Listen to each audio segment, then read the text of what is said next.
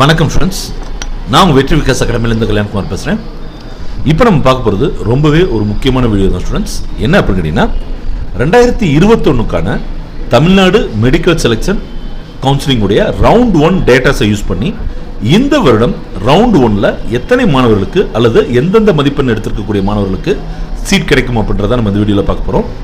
இது MBBSக்கு மட்டும் இல்லை, BDSக்கும் சொல்லியிருக்கோம். அதுவும் கவர்மெண்ட் காலேஜ்லையும் சரி, செல்ஃப் ஃபைனான்ஸ் மெடிக்கல் காலேஜிலும் சரி, ரெண்டுத்துக்குமே நம்ம சொல்லியிருக்கோம். சரிங்களா? ஸோ இந்த வீடியோ கொஞ்சம் டீட்டெயிலாக தான் அமைய போகுது. கொஞ்சம் நீங்கள் ஃபுல்லாக இந்த வீடியோ பாருங்கள், உங்களுக்கு கண்டிப்பாக ஒரு நல்ல ஒரு ஐடியா கிடைக்கும் அப்படின்னு நான் உறுதி அளிக்கிறேன். சரிங்களா ஸ்டூடெண்ட்ஸ்? ஓகே, போன வருடம் ரவுண்ட் 1 பொறுத்த வரைக்கும் 2 தினங்கள் நடந்துச்சு. ஒன்று 11/2/2022, இன்னொன்று 15/2/2022. இந்த 2 தினங்கள் நடந்துச்சு. ஏன்னா ஃபர்ஸ்ட் தடவை நடக்கும்போது சில சீட்ஸ் ஃபில்லாக இருந்துச்சு, அதனால் அதையே எக்ஸ்டெண்ட் பண்ணி 2வது தினமும் நடத்துனாங்க. சரிங்களா? ஸோ ஃபஸ்ட்டு ரவுண்டை பொறுத்த வரைக்கும், அதாவது ஃபஸ்ட் ரவுண்ட்லேயே ரவுண்ட் 1 பொறுத்த வரைக்கும் கவர்மெண்ட் காலேஜில் இருக்கக்கூடிய சீட்ஸ் எல்லாத்துலேயும் மொத்தமாக 3923 இடங்கள் இருந்துச்சு. அதில் 3844 இடங்கள் ஃபில்லப் ஆகி 79 இடங்கள் ஃபில்லப் ஆகாமல் இருந்துச்சு. அதே செல்ஃப் ஃபைனான்ஸை பொறுத்த வரைக்கும் 1368 இடங்கள் இருந்துச்சு. அதில் 1232 சீட்ஸ் ஃபில்லப் ஆகி 136 சீட்ஸ் ஃபில்லப் ஆகாமல் இருந்துச்சு. இதில் முத்துக்குமரன் மெடிக்கல் காலேஜ் வந்து கலந்துக்கல அப்படின்றத ஞாபகம் வச்சுக்கோங்க. சரிங்களா? அடுத்து கவர்மெண்ட் கோட்டா, அதாவது கவர்மெண்ட் காலேஜில் BDS சீட்ஸ் வந்து பார்த்தீங்கன்னா 155 சீட்ஸ் இருந்துச்சு. அதில் 149 ஃபில்லப் ஆகி 6 ஃபில்லப் ஆகாமல் இருந்துச்சு. செல்ஃப் ஃபைனான்ஸ் BDS காலேஜில் 1193 இடங்களில் 818 இடங்கள் ஃபில்லப் ஆச்சு, 375 இடங்கள் ஃபில்லப் ஆகாமல் இருந்துச்சு. சரிங்களா? அதனால் அதை எக்ஸ்டெண்ட் பண்ணாங்க. ஸோ மறுபடியும் நடந்த ரவுண்டில் எல்லா சீட்ஸுமே ஃபில்லப் ஆயிடுச்சு. சரிங்களா? அதாவது கவர்மெண்ட் காலேஜஸில் இருந்த 79 சீட்ஸ், செல்ஃப் ஃபைனான்ஸ் காலேஜில் இருந்து 146 சீட்ஸ், கவர்மெண்ட் BDS காலேஜில் இருந்த 6 சீட்ஸ், செல்ஃப் ஃபைனான்ஸ் காலேஜில் இருந்த 375 சீட்ஸ், இது எல்லாமே ஃபில்லப் ஆயிடுச்சு. ஓகே ஸ்டூடெண்ட்ஸ், இப்போ ஃபர்ஸ்ட் ரவுண்டுடைய ரிசல்ட்ஸை பார்த்துக்கலாம். முதல்ல நம்ம MBBS சீட்ஸ் பார்க்கலாம். சரிங்களா? ஸோ MBBS சீட்ஸில் நம்ம ஃபஸ்ட்டாக பார்க்க போகிறது என்ன அப்படின்னா, கவர்மெண்ட் காலேஜில் இருக்கக்கூடிய MBBS சீட்ஸ். சரிங்களா?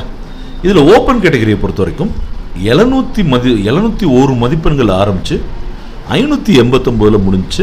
இதில் வந்து கிட்டத்தட்ட 102 மாணவர்களுக்கு சீட் கிடச்சிச்சு. சரிங்களா? BCA பொறுத்த வரைக்கும் 682 ஸ்டார்ட் ஆகி 545 முடிஞ்சு. கிட்டத்தட்ட 1863 மாணவர்களுக்கு சீட் கிடைச்சிச்சு. BCM பொறுத்த வரைக்கும் 680 மதிப்பெண்கள் ஆரம்பிச்சு 521 முடிஞ்சு 187 மாணவர்களுக்கு சீட் கிடைச்சிச்சு. அடுத்து BCக்கு அடுத்து அதிகமாக இருக்கக்கூடிய மாணவர்களான MBC மாணவர்களுக்கு 675 ஆரம்பிச்சு 511 முடிஞ்சு. கிட்டத்தட்ட 1004 மாணவர்களுக்கு சீட் கிடைச்சிச்சு. அதே மாதிரி வந்து பார்த்தீங்கன்னா SC கேட்டகரியில் இருக்கக்கூடிய மாணவர்களுக்கு நல்ல மதிப்பெண்களை பார்த்துக்கோங்க. எதில் ஸ்டார்ட் ஆகிருக்கு? 633 மதிப்பெண்களில் ஸ்டார்ட் ஆகி 433 முடிஞ்சு. கிட்டத்தட்ட 610 மாணவர்களுக்கு சீட் கிடச்சிச்சு.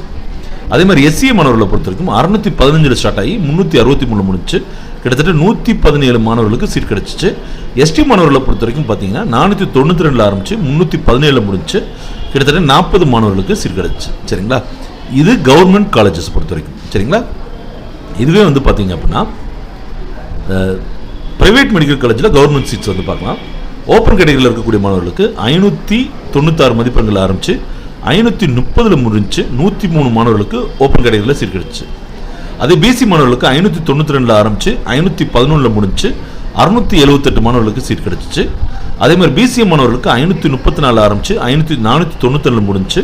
கிட்டத்தட்ட 50 மாணவர்களுக்கு சீட் கிடச்சிச்சு. சரிங்களா? அதே MBC மாணவர்களை பொறுத்த வரைக்கும் 558 ஆரம்பித்து 484 முடிஞ்சு 277 மாணவர்களுக்கு சீட் கிடச்சிச்சு. SC மாணவர்களை பொறுத்த வரைக்கும் 445 ஆரம்பித்து 397 முடிஞ்சு 206 மாணவர்களுக்கு சீட் கிடச்சிச்சு. SCA மாணவர்களை பொறுத்த வரைக்கும் 410 ஆரம்பித்து 323 முடிஞ்சு 40 மாணவர்களுக்கு சீட் கிடச்சிச்சு. ST பொறுத்த வரைக்கும் 315 ஆரம்பித்து 280 மதிப்பெண்கள் வரைக்கும் கிடச்சி 14 மாணவர்களுக்கு சீட் கிடச்சிச்சு. சரிங்க ஸ்டூடெண்ட்ஸ்? இதில் SC மாணவர்களை பொறுத்த வரைக்கும் பாருங்களேன், க்ளோசிங் கட் ஆஃப் மார்க் 397 மதிப்பெண்கள். சரிங்க ஸ்டூடெண்ட்ஸ்? ஸோ இதுதான் நான் சொல்கிறேன். சரிங்களா? அடுத்த ஸ்டூடெண்ட் டென்டல் காலேஜஸுடைய ரிசல்ட்டை பார்த்துடலாம். ஸோ முதல்ல நம்ம பார்க்க போகிறது கவர்மெண்ட் டென்டல் காலேஜஸ். இதில் ஓப்பன் கேட்டகரி மாணவர்களுக்கு 586 ஆரம்பித்து 534 முடிஞ்சு 6 மாணவர்களுக்கு சீட் கிடச்சிச்சு. BC மாணவர்களை பொறுத்த வரைக்கும் 547 ஆரம்பித்து 518 முடிஞ்சு 83 மாணவர்களுக்கு சீட் கிடச்சிச்சு. BCM பொறுத்த வரைக்கும் 530 ஆரம்பிச்சு 515 முடிஞ்சு 6 மாணவர்களுக்கு சீட் கிடச்சிச்சு. அதே மாதிரி MBC பொறுத்த வரைக்கும் 511 ஆரம்பிச்சு 495 முடிஞ்சு 30 மாணவர்களுக்கு சீட் கிடச்சிச்சு. SC கேட்டகரியில் மாணவர்களை பொறுத்த வரைக்கும் 432 ஆரம்பிச்சு 417 முடியுது. 24 மாணவர்களுக்கு சீட் கிடச்சிச்சு. எஸ்சிஏ மாணவர்களை பொறுத்த வரைக்கும் 350 ஸ்டார்ட் ஆகி 345 முடிஞ்சு 4 மாணவர்களுக்கு சீட் கிடச்சிச்சு. கடைசியாக எஸ்டி மாணவர்களுக்கு 301 ஆரம்பிச்சு 286 முடிச்சு 2 மாணவர்களுக்கு சீட் கிடச்சிச்சு. சரிங்களா?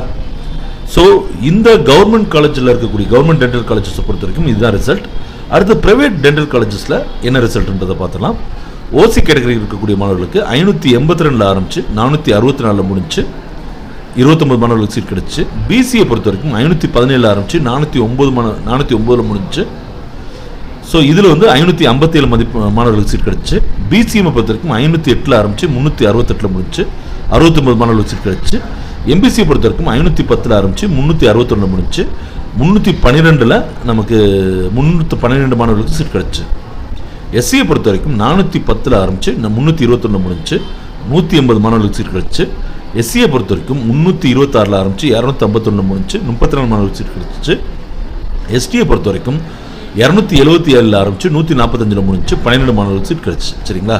இதில் ரவுண்ட் 1 முடிவில் அதிகபட்சமாக செல்ஃப் ஃபினான்ஸ் பிடிஎஸ் காலேஜில் இருக்கக்கூடிய சீட்ஸ் வந்து பார்த்தீங்கன்னா யாருக்கெல்லாம் அலாட் ஆச்சோ அவங்க கூட அந்த காலேஜில் போய் ஜாயின் பண்ணல.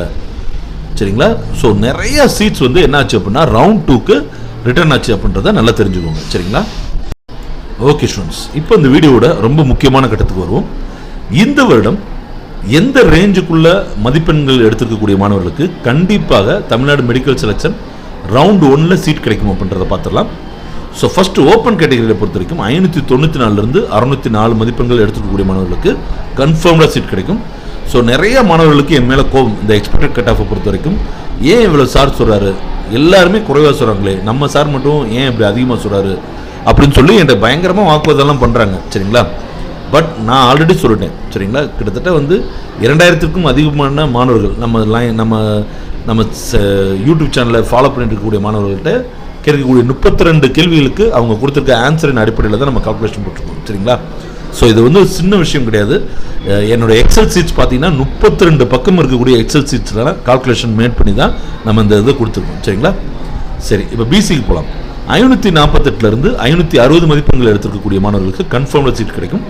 பிசிஎம் பொறுத்த வரைக்கும் 525 536, எம்பிசி டிஎன்சி மாணவர்களை பொறுத்த வரைக்கும் 516 526, எஸ்சி மாணவர்களை பொறுத்த வரைக்கும் 439 448. சரிங்களா? இதில் பிசி மாணவர்களுக்கு, எம்பிசி மாணவர்களுக்கு, எஸ்சி மாணவர்களுக்கு இவங்களுக்கு மற்ற கேட்டகரியில் இருக்கக்கூடிய மாணவர்கள் கூடுற விகிதத்தை விட இங்கே அதிகமாக கூடும். முக்கியமாக எஸ்சி கேட்டகரியில் இருக்கக்கூடிய மாணவர்களுக்கு, இப்போ மற்ற கேட்டகரியில் இருக்கக்கூடிய மாணவர்களுக்கு ஒரு 5 மதிப்பெண்கள் கூடுச்சுன்னு வச்சுக்கோங்க, இவங்களுக்கு 8 மதிப்பெண்கள் வரைக்கும் கூடும் அப்படின்னு நான் எக்ஸ்பெக்ட் பண்ணுறேன். அடுத்து எஸ்சி மாணவர்களை பொறுத்த வரைக்கும் 363 373, எஸ்டி மாணவர்களை பொறுத்த வரைக்கும் 317 327. இது கவர்மெண்ட் மெடிக்கல் காலேஜ். சரிங்களா? அடுத்தது private medical college government quota seats பார்க்கலாம். ஓசியை பொறுத்த வரைக்கும் 546 545, பிசியை பொறுத்த வரைக்கும் 517 527, பிசிஎம் பொறுத்த வரைக்கும் 493 505. அடுத்து எம்பிசி மாணவர்கள் பொறுத்த வரைக்கும் 489 498, எஸ்சி மாணவர்களை பொறுத்த வரைக்கும் 401 410, எஸ்சிஏ மாணவர்களை பொறுத்த வரைக்கும் 323 333, எஸ்டி மாணவர்களை பொறுத்த வரைக்கும் 281 285 வரைக்கும் போகலாம். ஸோ அடுத்த மாணவர்களை நம்ம பார்க்க போகிறது கவர்மெண்ட் டென்டல் மெடிக்கல் காலேஜஸில் இருக்கக்கூடிய கேட்டகரி. ஸோ ஓசியை பொறுத்த வரைக்கும் 538 மதிப்பெண்லேருந்து 546 மதிப்பெண்கள் எடுத்துக்கக்கூடிய மாணவர்களுக்கு கண்டிப்பாக சீட் கிடைச்சிடும்.